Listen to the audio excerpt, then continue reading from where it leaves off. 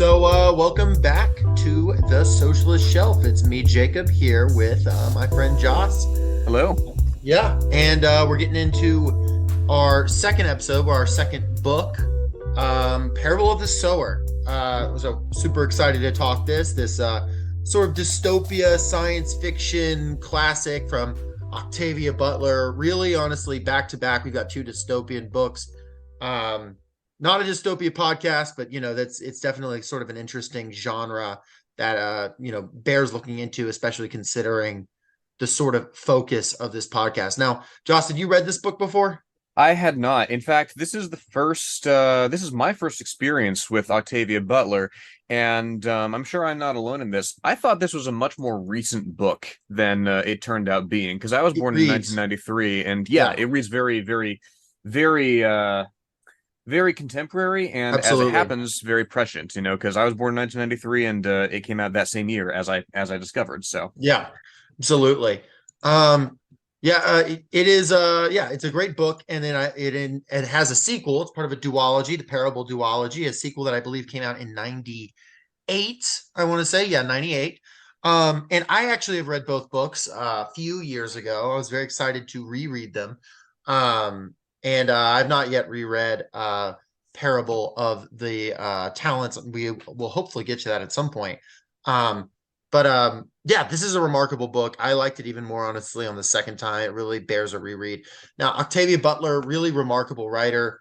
And I just, we can go into more of her details later, but she's did science fiction. I've read these two books from her, and I also read Dawn, which is the first book of her Lilith's Brood series, which is a much weirder book than this. She got sort of into this sort of sci-fi that was much more abstract. Dawn is like a book about aliens that are so different from humans, that are stealing from humans parts of their humanity and leaving behind parts of the alien, and these aliens are unrecognizable from their original form because they steal from so many different species. It's just a completely different thing. And she went from those books basically into this, and then she went basically back into a more goofy, actually vampire sci-fi, because she said writing these two books was so heavy.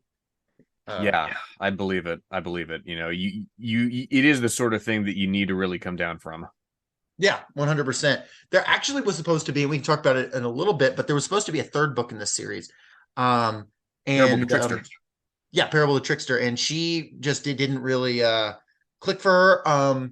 And I know you've not read Talents yet, so I won't go into it. I actually like how it ends a lot, so I'm not too worried about that. Though I'm sure whatever she had planned was remarkable. But yeah, so we can get right into this. I guess before we go any further, I'm just gonna say, like, this is an incredibly heavy book, and there's some really heavy content here. Sexual assault, violence, all number of things. So just be aware of that, because we are going to be talking about this. It's not gratuitous, but it's just this very real, very visceral book. You know what I'm saying? Absolutely. Yeah. Absolutely. Yeah. And it's very, I think part of what makes it so visceral is the fact that, it's set, as I mentioned, I came away thinking, wow, this is a very prescient book, because it's set in the modern day United States, in California, for that matter. Yeah. And a lot of it will feel very familiar to us, especially if you're coming to it for the first time. Yep. It's believe the book starts in 2025, so we are pretty close um to it. Fortunately, we're not quite this bad yet. Mhm. The world's a mess in this book. It is thoroughly a dystopia.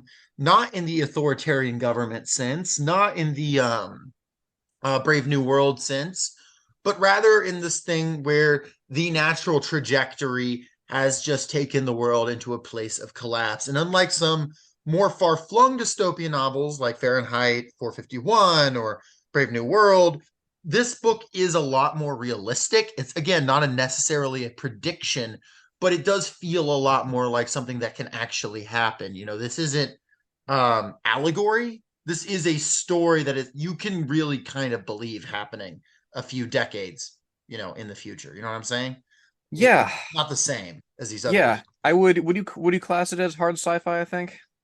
I guess so. It really doesn't have a ton of science fiction elements in it. Mm. But Speculative, yes, certainly. say again. It's speculative, certainly, you know. Speculative, certainly, yes. And it is sci-fi. I mean, Mhm. there's text that's not real that could be, but most of it is just, you know, the bad things about society, but more so, Yeah. or further advanced. So yeah, do you want to just give a quick overview of the plot? Yeah, essentially is it starts out how old is Lauren, our main character, at the beginning? She's about She's 15. 15 at the start. The book goes over a period of about 3.5 years. Right, right. So she would have been born in about 2010. Yes, So 2010, 2009, something like that. yeah, something like that, you know, right in the middle of when, you know, the whole hope and change thing was on the upswing, right? Right. Politically. And you know, you fast forward to 2025 and it's well, she's in a I hesitate to really call it a commune, but it's really a sort of her neighborhood has banded together The gated because community, like, yeah, but not in the rich sense. right. It's a gated community in the sense that, you know, people have to band together and pool their resources, you know. They have fruit trees and they have, you know, their own plots of farmland that they live off of, you know, they hunt in the surrounding areas because the federal authority, state authority, really any authority higher than the local municipal level has essentially retreated from the rural areas, from any area beyond the metropoles. And she is not. It's not an extremely rural area. It's 20 miles outside of L.A., but it's rural enough that they've retreated. It's Well, a place. It's yes. Robledo, which used to be sort of a thriving city. It's mostly empty now. And if you're not in one of these gated communities, you really are. You're this or you're a squatter, sort of squatter or homeless, really. And life outside the gated community is much more violent and much more deadly. And inside the gated community, it's things are very bad, they're very poor, but they do sort of manage to, through working together, and a few of them still having jobs, though it stresses jobs are rare, they do manage to sort of survive. Our main character, she's living with her father and stepmother and her three brothers. Her father is a Baptist minister, which is pulling directly from Octavia Butler's own life, because she was raised in a very strict Baptist household, also raised in California to a poor family. Father was a shoe shiner and her mom was a maid. So there's a lot of just her in this, growing up in Pasadena, California. Mhm. In the 1940s and 50s. Very different Indeed. time, but you can really tell you know, growing up as an impoverished, black woman in those times, you can tell the kinship with the character. Absolutely. You know, and it's that kinship indeed that is it's really the connective tissue for the community as a whole. You know, the father's he's on the sort of the council that governs the little community and decides how things are going to be parceled out. But in terms of leadership, he's definitely I would call him like the default patriarch is the wrong word, I but mean, you I know, think that's a pretty good word for it. yeah. Notably, we never get his name. No, you're right. You're right. You know, he's just dad. He's Yeah, just he's Reverend. father, Reverend. He's Olamina. Hmm. Same last name. Um, and yeah, it is African American Baptist minister, who married her mother, or at least had an affair with her mother. It's unclear exactly what happened, but she was born to a woman who is also unnamed, who was a drug addict, who left her with this you know sort of less than real syndrome called hyperempathy syndrome, which basically makes her feel the pain of others.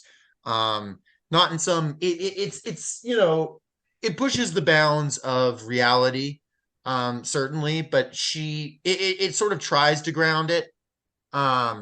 She sees someone hurt, or she sees someone faking being hurt to a credible extent, and she can feel that pain, Hmm. which is not fun in this world, um No. with an immense amount of pain in it. Yeah, well, and they're especially late in the book, and this is jumping ahead a bit, but like, you know, She's asked straight up, because she's not the only one who has this condition, No. and she's asked straight up after a run-in with some violent scavengers, how many times did you die? Right? Because Yeah. yeah, she can feel that sort of deadly pain. And it's not wholly debilitating, especially because if she puts somebody out of their misery, then it's not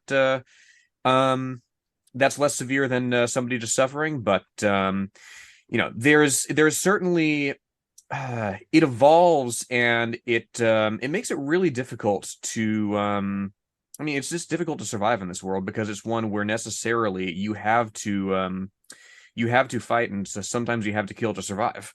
Right. And the conditions of it are just so deteriorated. It is a there's a climate change element is very significant.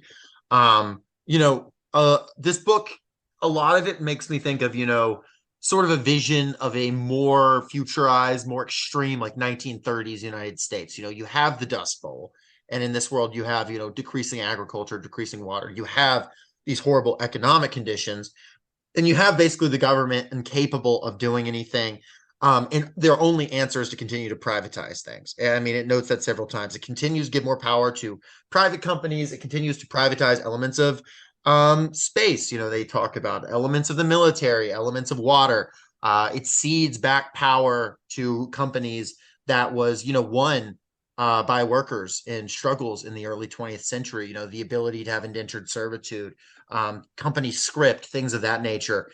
These powers are ceded back to corporations. And it notes not even just American corporations. In fact, there's a implication that America's global power, to whatever extent, whatever happened, there's no explicit, like, there was a war and this happened, but the global power of the United States has waned.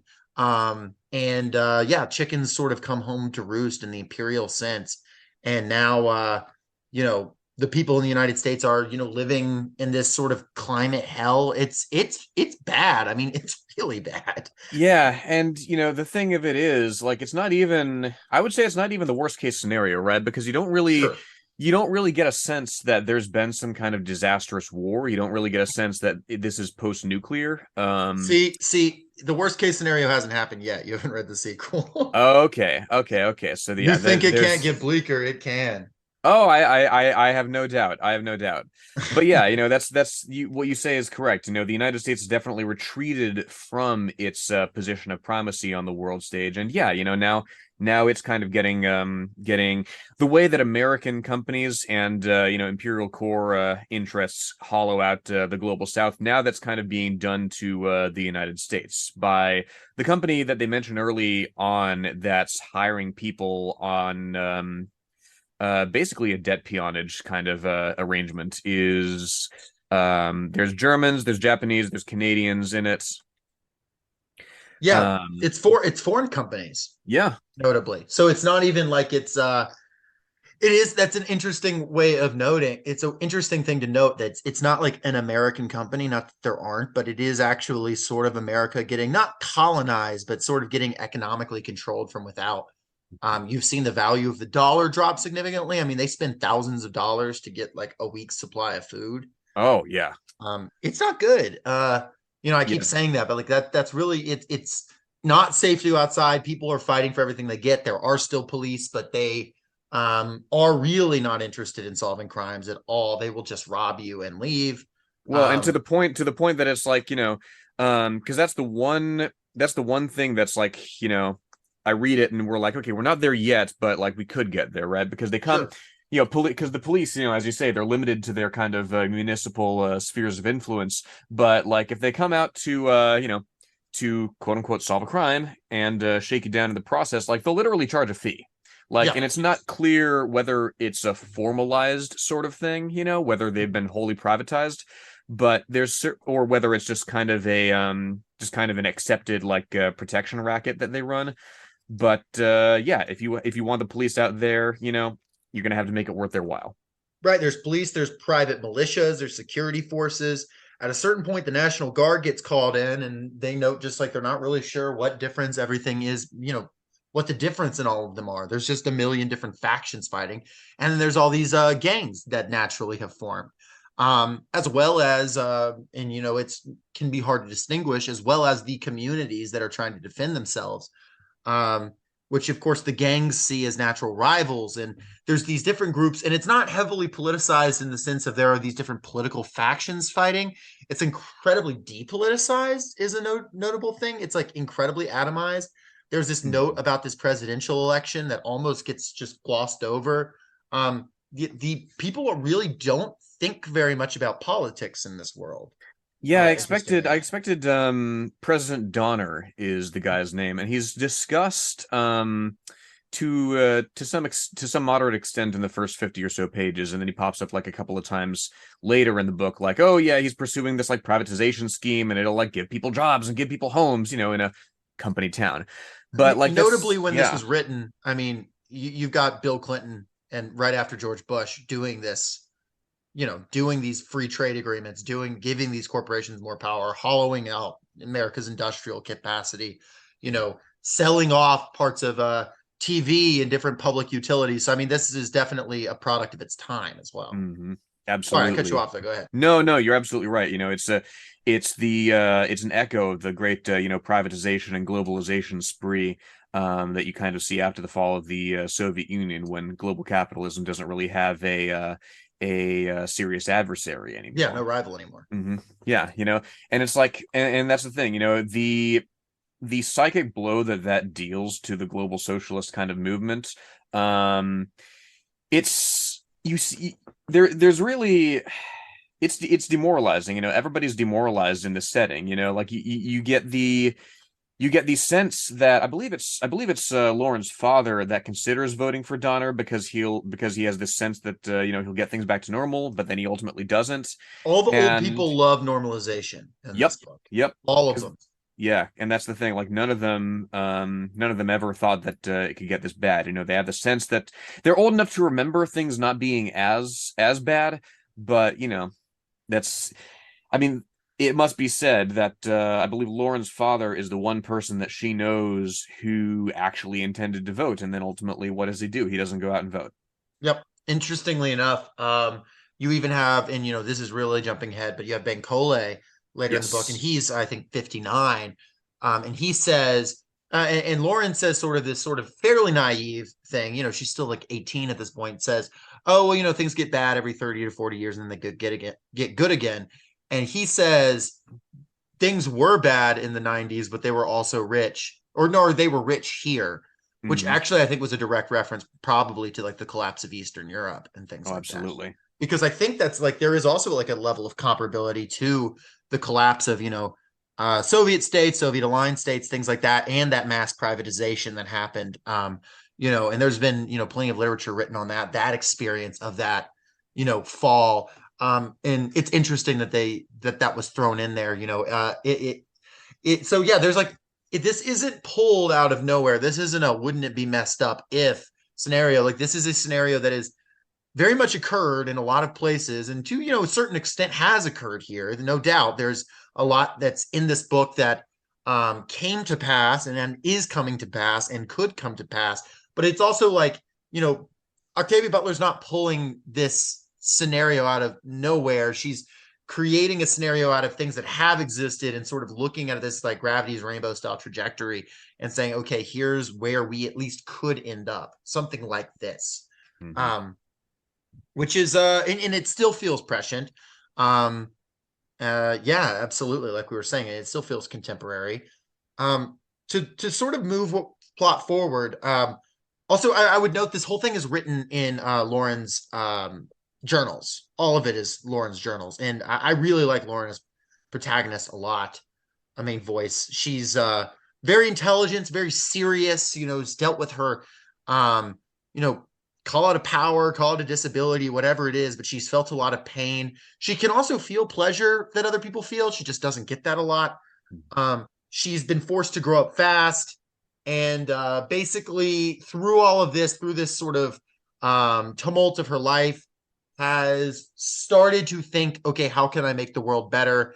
and it takes on a sort of religious nature, if you want to talk about that, Joss. Yeah, well, and that's the thing, you know, she provides a the really consistent through line that you need to kind of make it through, because, you know, she's very matter of fact about this thing or that thing happening, you know, Yeah. very honest about how she, you know, how she grieves and how she feels when, you know, certain such certainties as she possesses in her life are taken from her, you know, when this or that you know, home is stripped away from her, or when she loses this or that person that she's close to. She's very matter of fact about these things in her grieving process and this effect on her.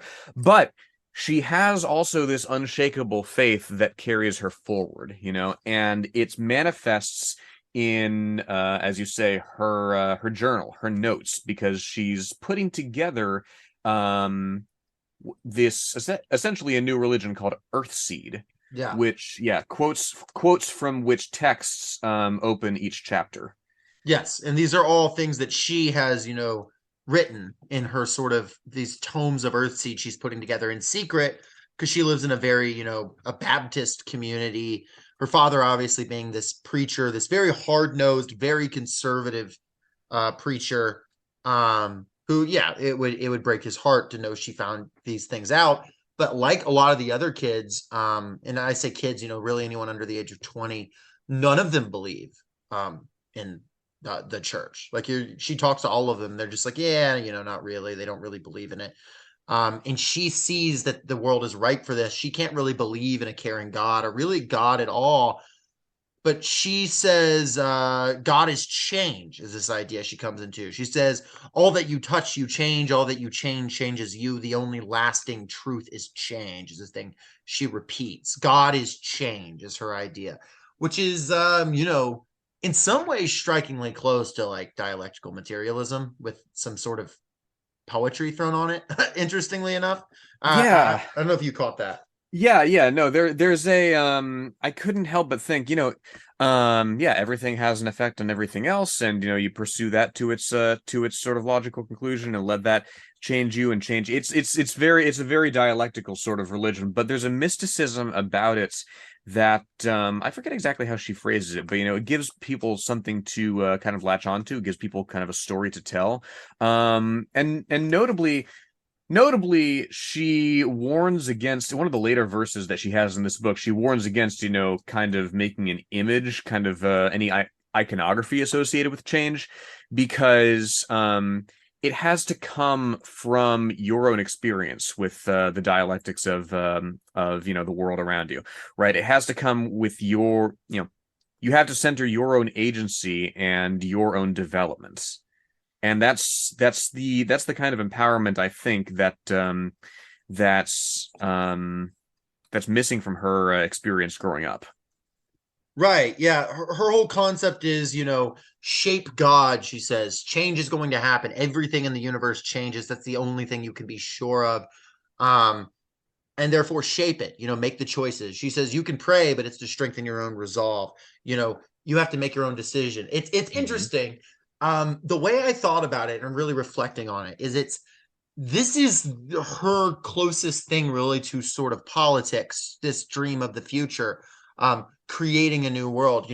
She's living in this post-history time where it's a level of collapse, that there is not some cohesive working class. There's no political parties really even to speak of. It is, I'm sure there are, but it doesn't really talk about it. At There all. is no movement, so she's sort of creating her own. In fact, it's the point where most people aren't even working for money anymore. If they have a job at all, they're working for room and board. We've like regressed to not, it's still capitalism. It's not feudalism, but you could call it a neo-feudal relations in some way. It looks like an older mode of capitalism, because imperial capitalism no longer works. Like, for whatever reason, the US no longer has the power to project on the rest of the world to a sufficient extent to give some sort of standard of living in the imperial core that doesn't lead to mass misery in the way that we see it here, comparable to the exploited nations. So, like, honestly, I feel like a big part of this is she's looking at her world and it's like, the working class ain't coming through that door, Hmm. and she's, because it's almost been destroyed. It's completely atomized, and this is the way she forms this vision of the future, you know? Yeah, there's no mention, as you say, of any it's, it's not strictly apolitical in the sense of not Yeah. having, yeah, a vision. Certainly there's a vision for change. There's a nascent organization that takes place, but yeah, you don't hear about any specific political parties. You don't know what President Donner is all about, other than relentless privatization, this vague echo of Clinton. But it's really, as we were discussing earlier, it's a post-proletarian sort of capitalism, isn't Yeah. it? You know, it's people who they sell their labor, and there's not even the illusion of class mobility anymore. There's not even the sense that, oh, like I can work really hard and save up for a home, for a car. Like, nobody even drives anymore. Right. And in fact, the best hope you have for class mobility is not in the proletariat, but in the lumpen proletariat, Exactly. um, Outside the traditional forms which of is yeah, selling your the labor. character of her brother. Um, her brother being Keith, he's 12 when the book starts. I think he's 13 or 14 throughout the course of it. And her brother Keith, he resents everything around him in the way she does. They're actually similar in certain ways, that he resents the world. He doesn't believe in the God of his father. He doesn't believe, and it turns him into a cynic, very much so. And and he already has a natural cruel streak to him. And he basically goes out into the world and, he steals, he takes, he joins with, there's certain, we're not exactly sure who he joins with, whether it be a gang, whether it be some cartel, whether it be just random people, whether it be some organized crime. Heck, for all we know, he's working with the police. We genuinely don't know who he's working with. We never find out. We know he's gone for a while. He comes back with a lot of money. He thinks he's a big shot, and eventually they find his body and he's been tortured to death. They don't know why. And there's just, I mean, that's all the closure you get on that. And it's pretty horrifying. Yeah. Yeah. And the really sad part of it is, you understand, it's what Victor Hugo says about, when you exist in shadow, sins will be committed, and the fault is not necessarily the his who commits the sin. It's the person who casts the shadow, right? Right. It's you have somebody who's immersed in, despair, and in this lack of any kind of mobility or hope for the future, other than subsistence, right? And eventually they're like, well, if there's an opportunity to do better, like what's the point in just existing? What's the point in just surviving? Like it's going to be me, or it's going to be somebody else. And like if the only way I can eke out a better existence for myself, and crucially my loved ones, is to lie and cheat and steal, so be it. And You it, can. And he's sorry, not, go ahead. and yeah, and it's not to justify that. Certainly, he's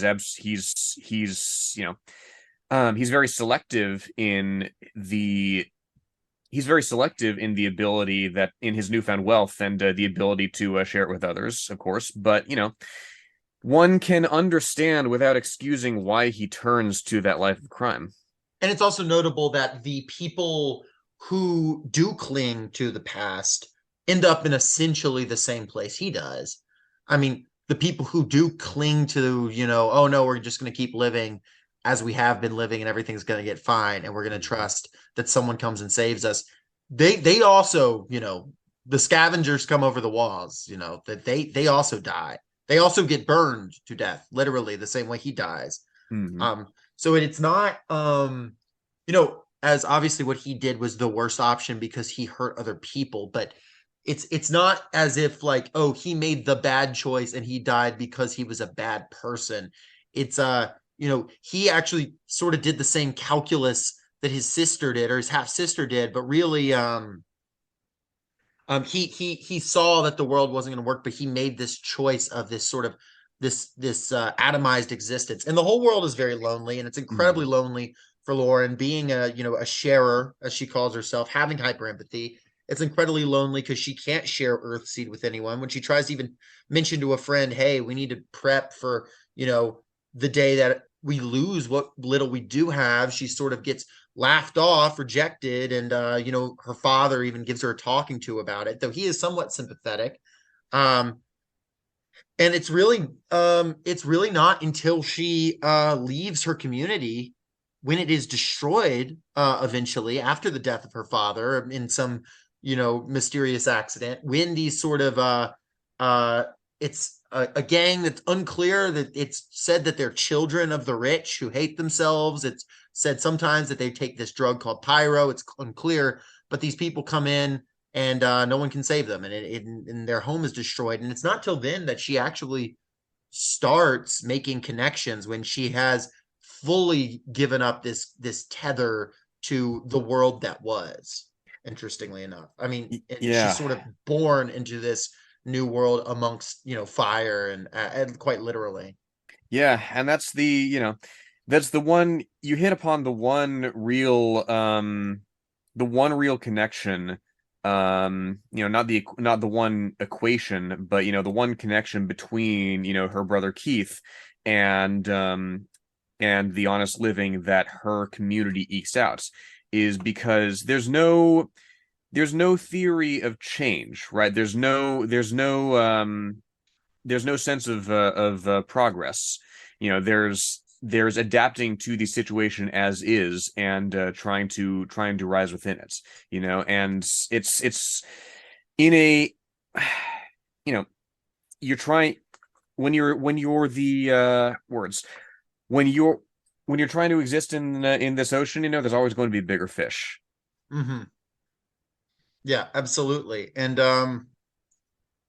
it's and you do spend a lot of time. You do spend about almost 2/3 of the book in this community before it's destroyed, and you get to know it, and it's different people living in different ways, and you see it steadily decline over a series of about 2.5 years, to Keith's death, and you have a raid, and you have a woman who commits suicide, and you have more and more thievery, and it's getting more and more militant, and everyone knows it's going to fall. And then eventually her father just disappears one day, and they never find him.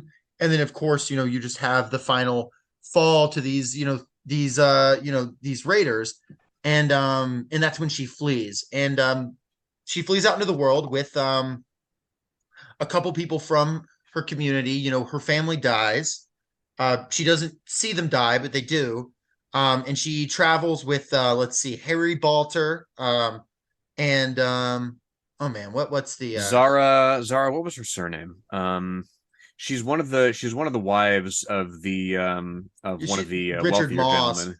Yeah, Yes. she's Zara Moss. She's her last name is Moss. Hmm. She's and Harry and Zara are both just people in the community that she barely knew.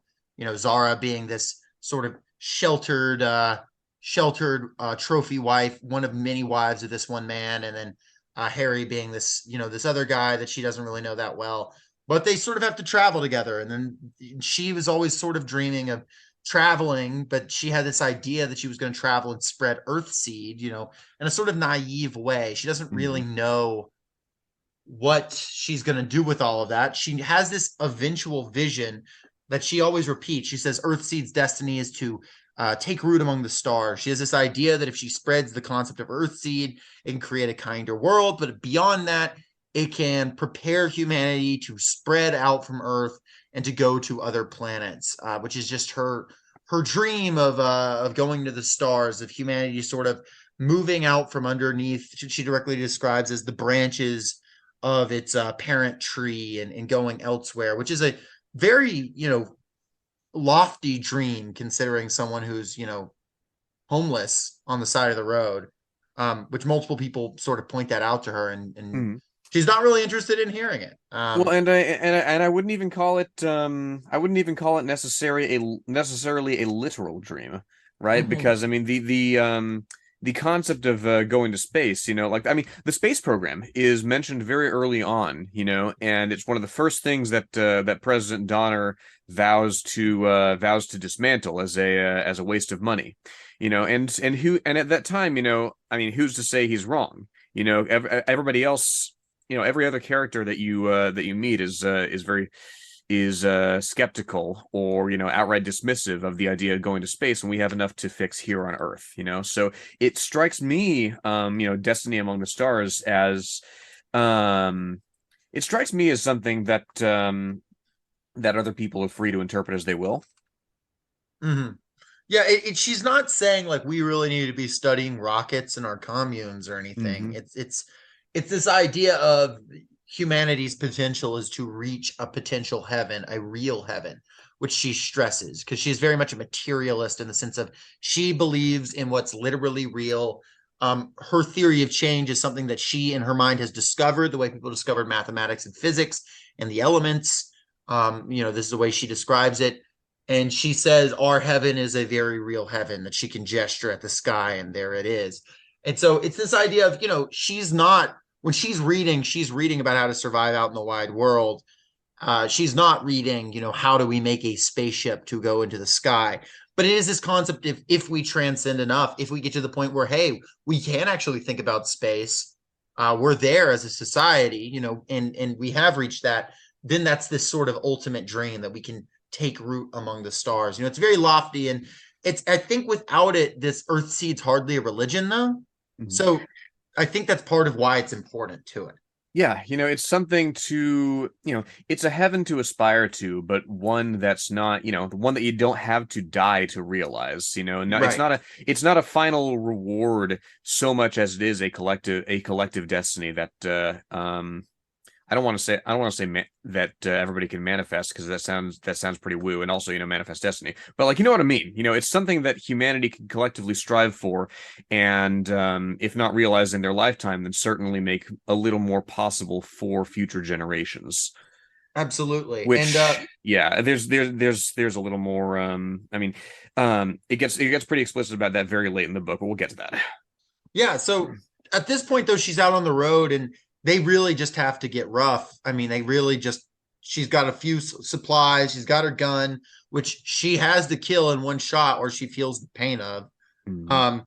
And little by little, they sort of managed to build a small community on the road out of the hundreds and thousands of migrants going north. Notably, people are going north towards Oregon and Washington and Canada, which they actually note that the state boundaries have been locked down, similar to like the United States southern border, because water is more plentiful up north, and so states have sort of turned on each other. There's an interesting like level of hyper federalism going on. Oh yeah, Uh, it's very, very decentralized at this stage. yeah, and one wonders, what these other states are like because the whole book is spent in California. They never do make it out of the state.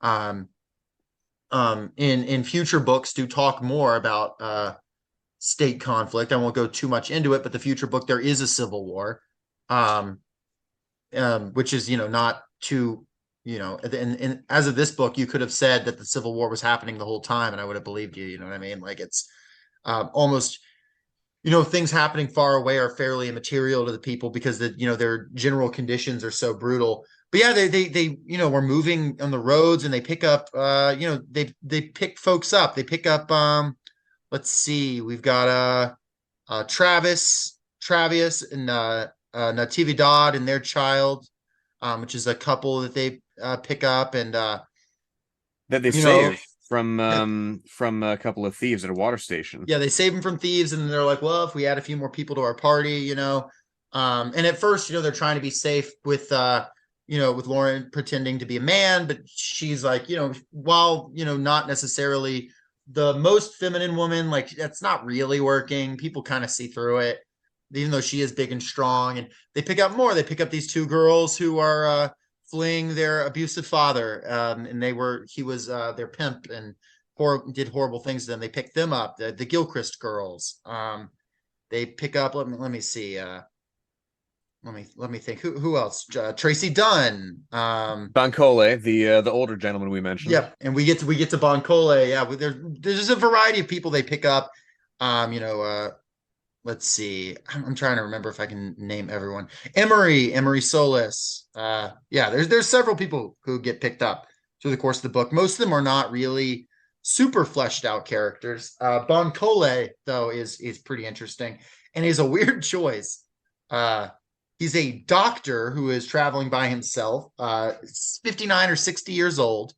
At this point, Lauren is 18. And he is, he's a widower traveling on the road, very intelligent, sort of falls in with the party in a moment of crisis. And he and Lauren hit it off, and they become a couple, which is Yeah. quite the age gap, which the book does acknowledge. But Mm-hmm. it's, I don't know. What did you think of Ben Cole? Yeah, it's interesting. He's Lauren's very much more comfortable with it than he is. Oh yeah, he doesn't really know at first. He like when he Mhm. finds out her age, he's just like he's about ready to like jump off a bridge. Yeah. Yeah, which and I mean it's not something that he really it's not something that you know to be a little balanced here, it's not something that he really interrogates when they get together as well, No, no. until she brings it up. Right, and I'm not really trying to make even too much of a value judgment on it because that's not really the point. Right. But like, yeah, he's this guy who was fairly well off as a doctor, relatively, but he's lost everything. He lost his wife, and he's traveling north because he's got some family land that he owns up there, and he has this idea that maybe they can start a farm. He's this sort of very intelligent, very serious guy. Interrogates everything, takes Lauren very seriously, which she appreciates. He listens to her when she talks about Earthseed. Now he doesn't really necessarily buy it. He gets the logic of it, but he's not going to buy into it. While some of the others, they do buy into it. Mm-hmm. But he's this guy that he's very practical. He pushes around a cart because that's smart. No one really else thought to do that. When he convinces them to, instead of spending their money on better food, to get a rifle, things like that. He's there in every situation. So he remains this sort of consistent, steadfast guy that Lauren she falls head over heels for. And in this world, it's very much like you can tell couples form very fast. When people meet on the road, they're instantly attracted to each other. Zara and Harry, yeah. Harry immediately are immediately start shacking up like Mhm. the first possible opportunity, because there really isn't much else to enjoy in this world. Really is part of it. And in fact, I think the Butler is really, she stresses that even more by having Lauren's sharing ability, that one of the only good things about it is it makes like sexual pleasure better. The Mhm. fact that she like makes a note of that multiple times, I feel like is like intentional to like reinforce this theme of like people are really still gonna go for the things that like make them happy, and those choices are limited in this world. I Mhm. don't know. Do you have any thoughts Absolutely. on that, or is it just sort of a thing? Yeah, it's just it's it doesn't feel gratuitous at all. It's just in a world where you have very few kind of material comforts, and where any kind of options for entertainment are limited. Literacy is quite limited. Yeah. Like you're going to if you have something innate that you can kind of latch onto and enjoy, yeah, you're going to. Yeah, absolutely. And it's Mhm. obviously the sexual politics of the book are very complicated because there is a whole lot of sexual assault that happens in this world, as happens in these sort of situations with warlords and things like that. There's this slavery. Obviously we mentioned the Gilchrist sisters, so it's all very complicated. It's very complicated and horrible in this landscape. But I think Butler does actually a very good job of walking this line of she doesn't go into a whole lot of detail about everything. It doesn't about those sort of things because she doesn't really need to. Mhm. She goes into detail when she needs to, but she allows this sort of this humanity to hang over everything, and really everything in the entire book, because every single time something happens, there was never a moment where I just felt like that's something that couldn't happen. From the most horrible acts to the most selfless acts, they're all viscerally human. And I just think she does an excellent job of it. And even the humans, that when they do horrible things, there's a level of understanding of how they do it. Not brushing it off, but like you've even talked about, like the pyromaniacs who were literally addicted to a drug called pyro. That was I was literally just thinking of them. Yeah, because yeah, it's and that's the other because there's two real kind of you could call it fantastical sort of elements to this, right? There's the sharing, there's the hyper empathy, Mhm. and yeah, as you bring up, there's a pyro, which is we mentioned it before, but it's this drug that literally sort of gives you take it and you experience this sort of sexual thrill at seeing things burn. Yeah, so you set everything on fire. Yeah, Yeah, and they paint exactly. themselves up, and it implies that like they have their own reasons for doing it. They claim to be some anti-rich movement, but then it says no, these are children of rich people. Mhm. It's weird. I don't know if there's like I think it's just supposed to be conflicting stories. There's even different names for the drug. I don't think Mhm. that's supposed to be like a statement so much as it is just that's how their legends would form about this kind of thing, and they would probably all be true if there's this many people taking the drug. And it's also interesting because there's these wildfires, which is notable because California has been, notably the last decade horrific for wildfires due to Mhm. climate change, but also they're being set by humans. And the book doesn't really distinguish, the fires set by humans and the climate related fires. They are one and the same as they should be. You know what I mean? Well, and as well, it's interesting that certainly you have this national sort of continental scale deterioration of conditions, but the one thing that you really hear as that you really hear about as common, right, across the various American cities, isolated from each other as they've become, you hear this subculture that's sprung up of pyro, of Mm. abuse of this drug, of the fact that these people paint up for their own reasons that you mentioned that aren't really gone into. And it's striking to me that because it hadn't really clicked for me until you reminded me of it, but it's striking for me that it's the children of the kind of middle class or upper middle class, the bourgeois element of this country, or what remains of it, or the petty bourgeois. It's people who have kind of who have fallen back on this kind of dissolution and this kind of pursuit of if not comfort, then at least entertainment, or kind of shutting out the conditions of the world that they live in. But also the fact that this can spread and become like a nationwide subculture indicates to me that there's still some degree of cross-country communication between these people. You get the sense that they're the last people with cell phones or the internet. Yeah, yeah, they actually take off the body of someone trying to kill them. A sort of an AirPod basically that gives like radio updates, and the Which only place is they find that is on this person's body. right, which is quite, and that's the other thing. Like mass media, mass communication is essentially dead at this Yeah. point. It's a big thing when the one family in Lauren's community starting out that has this TV, when that finally breaks down. That's kind of their last connection to what's going on in the wider world. Hmm. And I'm really I'm doing my best not to talk too much about the sequel because there's like some interesting parallels. So I won't. But interestingly enough, there is sort of this that is a continued trend, this in this continued atomization happening on a personal level. In this book, when I'm reading it, I mean there will even be parts where there was an earthquake. There's these two girls buried under the rubble. And it's almost like you want to say, Lauren, no, don't go save them. Save yourself. Like you feel almost atomized in this book. Like you feel this level of paranoia about literally every character looking because every character is capable of horrible things. And and the book, really invites you to think like in this situation, in this amongst this horror, how would people act? How do people act? How have people acted? And it even goes into talking about slave drivers later in it. Later in it, they say, well, there's good jobs as slave drivers. And Harry said, I would never do something like that. And she said, well, what if it was between that and being the slave? Like things like that.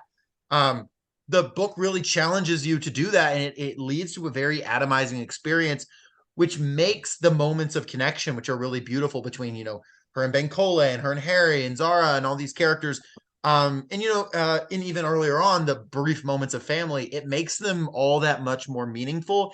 And it makes this mission of hers to create this Earthseed community, which, the book concludes on the founding of. it makes it all that much more meaningful in this world that is, I mean, it just could not be more isolating. Because there's a risk now inherent in forging those sorts of connections. There's a risk. There is a potential, to say the same thing again, there's a potential cost. It's actively dangerous to sort of seek out these connections in a way that,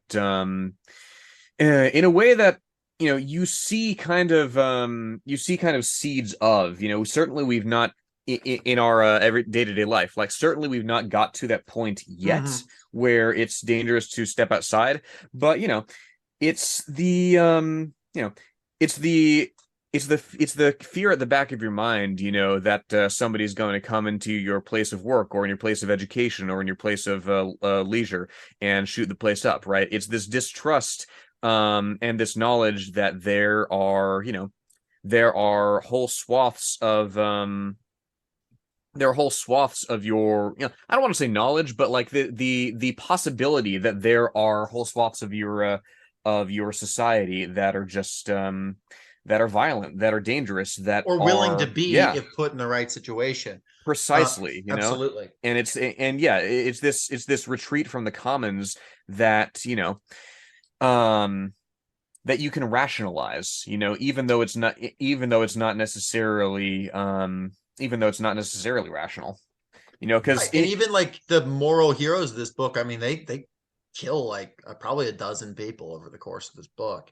I mean, and yeah, they kill in self-defense for the most part, but it's still like it's nobody emerges with their hands clean Mhm. from this narrative. And yeah, and in fact, and Lauren's the one who feels it most acutely because she literally feels these people's deaths, which makes her the perfect protagonist for this world. Because she feels the pain of those around her, even the absolute worst people, or the people who have made the worst mistakes or are the most addicted to these drugs, or however you want to put it, whatever the situation being. And that makes her the perfect protagonist, and that makes her feel this sort of empathy for everyone. Multiple times there's conversation of, well, what if everyone had this, hyper empathy syndrome? And of course, that's and she said, well, that wouldn't be practical. That'd be horrible. But it does invite you to think like, okay, imagine if everyone could feel the pain of one another. Imagine if they realize that. And it also makes you realize that actually the infliction of pain on one another is invisibly hurting everyone else. This because it is driving everyone further apart. It's making you less safe. When when you say you are Keith, the brother, when you steal from an old man, when you kill someone to take their money, you are creating a world that will eventually kill you for your money. So the hyper empathy syndrome is like a great way to see this lonely world, because despite how isolated she is by it and by the conditions of the world, she is forced to engage with what everyone else is experiencing. Well, and as well, like, we can't forget the reason that she has this hyperempathy syndrome, Right. and that indeed other people have this hyperempathy syndrome that she meets later, is, the common denominator there is that it's some kind of innate thing that comes from their parents, being on some kind of drug. Yeah, it's basically it's a drug that makes your brain work very well. I don't know if it has a specific name, but it's um I don't know. I was imagining like super Adderall or something. I don't think it's another. It's sort of a fake drug. Yeah, that her mother abused. That her now dead mother, who we know almost nothing about, notably. But Yeah, yeah, I don't think we even get a name for her, do we? not to my knowledge. But Yeah, not that I recall. I finished it just the other day, but yeah, I legit couldn't tell you. But because yeah, she does. She was raised by her stepmother. Yeah, right. Her stepmother. Started with a C. What was her name? Horizon. Corazon, yes. Yeah, and Yeah. that's the thing. Like, to characterize this hyper empathy as a disorder, because she's correct. Like you can't. It is it's a struggle, and it's painful to be. She cannot but feel the pain of others, and that's a horrible situation to be in. But it also gives her a unique sort of, well, it alone doesn't give her the strength to sort of, persevere and realize that, there needs to be some kind of theory of change, because she meets other people who are just trying to get by who have it. Right. Right, but even the people who are trying to get by who have it are taking care of, their children. They haven't completely abandoned. Both of them, Hmm. they haven't, completely abandoned all of society. And both of them are escaped slaves. And it's noted that these, mega corporations like slaves to have hyperempathy syndrome because it makes them easier to control, Oh which yeah, is they notable. don't really get into detail, but you can imagine. Okay, like I only have to whip one, right, and then the Yeah. rest feel it. Yeah. Or yeah, exactly. It's, in right, right. So this and they're able to see them as less than, because of, being the children of, drug addicts and whatnot. They are able to reduce them or see them as less than human. And of course, there's a racial element to a lot of it as well. The book doesn't linger on it too much, but the book obviously refers to there are racial tensions and things like that. They have to be careful about. It is noted as, it's pointed out as seen as uncomfortable to certain members of the society to see, interracial relationships and things like that. So you've even seen as society has gotten more atomized, these racial tensions have flared back up. These things that really never went away are coming back to the fore. And so and that's that gets talked about by her father before his death. And that's definitely a part of all this too.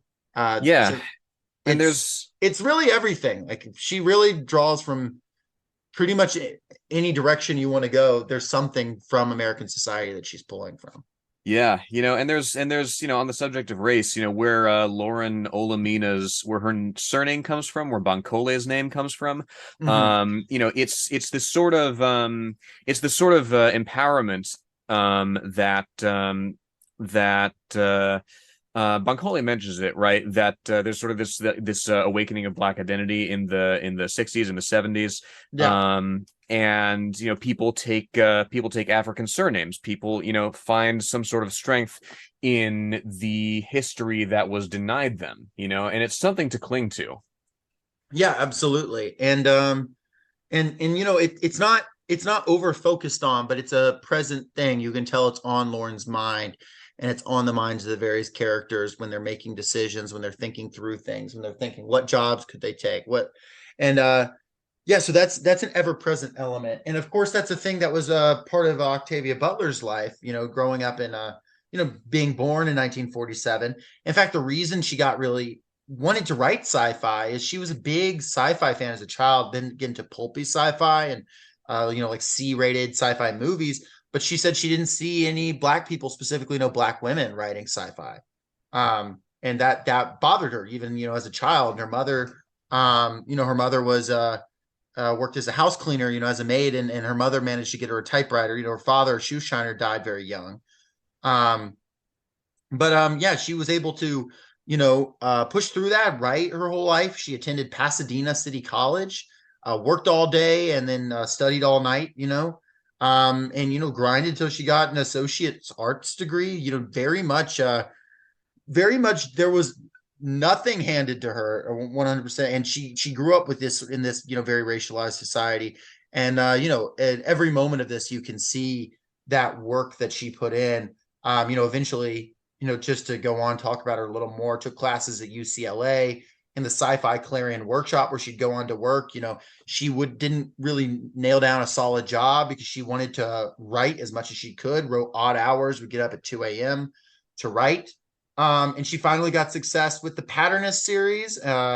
She got some success with short stories and the novel Bloodchild, and then the Lilith's Brood trilogy really, really took off. And she finally was able to write for a living, which, not long after that, we got the Parable books, which is, I greatly appreciate. And I have a quote from her about herself that was included in the 1994 release of Sower, the re-release. And it goes like this. This is the quote, "Who am I? I am a 47-year-old writer who can remember being a 10-year-old writer and who expects someday to be an 80-year-old writer. I am also comfortably asocial, a hermit, a pessimist if I'm not careful, a feminist, a black, a former Baptist, an oil and water combination of ambition, laziness, insecurity, certainty, and drive." End quote. So she was, she was quite a figure, and she unfortunately did not live to be an 80-year-old writer. She died of a stroke in 2006 at age 58, possibly from a head injury. It's unclear. But yeah, but she, sort of wrote and taught to the end of her life, and was, by widely regarded by everyone around her as a remarkable woman. And you can, really feel it coming through in these pages. Yeah, I mean, if nothing else, as Lauren herself, it's autobiographical in that sense, right? Because as Lauren herself sets out to do, she wants to give people like her she set out to give people like her the right to dream, the right to aspire to a destiny beyond Earth. That's the ending of part 1 of Parable of the Sower. Next week, we will be coming back with part 2, so stay tuned for that. If you would like to email us any recommendations, send anything to us, we're thesocialistshelf@gmail.com. We are at Socialist Shelf on Twitter. So yeah, please check us out there. Thank you for listening, and we will see you back here next week.